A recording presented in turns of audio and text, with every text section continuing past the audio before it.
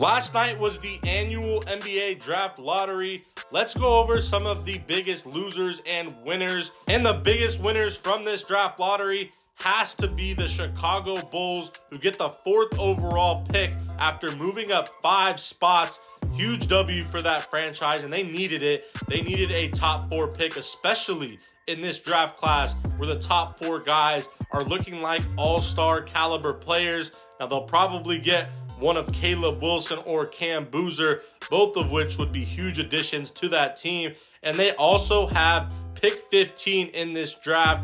The Bulls need to take advantage of this. The Utah Jazz are also winners after moving up a few spots to get the 2nd overall pick, where in my opinion, they should be drafting Darren Peterson. I think if you pair him next to Keontae George, Lauri Markkanen, Jaren Jackson Jr., who you traded for at the deadline, and a guy like Walker Kessler, who's a very underrated center, and the Utah Jazz could be a very fun and exciting team to watch next year, and I expect them to compete for a playoff spot. The Memphis Grizzlies are also winners after moving up 3 spots to get the 3rd overall pick in this draft. Now, obviously, they are in a full-scale rebuild. In the last year alone, they've traded away Desmond Bane, and they also traded away Jaren Jackson Jr. at the deadline, and I expect Ja Morant will be next. But this is certainly a good start to that rebuild. They'll have the opportunity to pick between Cam Boozer or Caleb Wilson,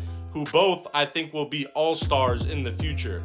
Now, the biggest losers from this lottery have to be the Indiana Pacers, who see their 1st-round pick go to the Los Angeles Clippers as part of the Ivica Zubac trade. And now that trade looks pretty bad, in my opinion. If you're a Pacers fan, obviously Zubac is going to be a good player, but this is the risk that they took by putting the protections on that pick, where basically if the pick fell within a certain range, it would go to the Clippers, and that's exactly what happened. So the Pacers got screwed in the end, and now that trade looks pretty bad in my opinion. The other 2 losers that we'll talk about are the Brooklyn Nets and Sacramento Kings, who got the 6th and 7th overall picks.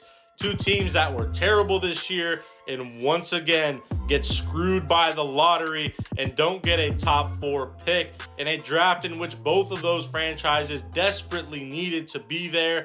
It's very unfortunate. Now, I'm not saying you can't get a good player in that 6th and 7th spot, but it's just a little bit less likely. Especially hurts when you have 4 surefire players. At least that's what it feels like in the top 4 this year. Pretty brutal if you're a Nets and Kings fan. But let me know what you guys think.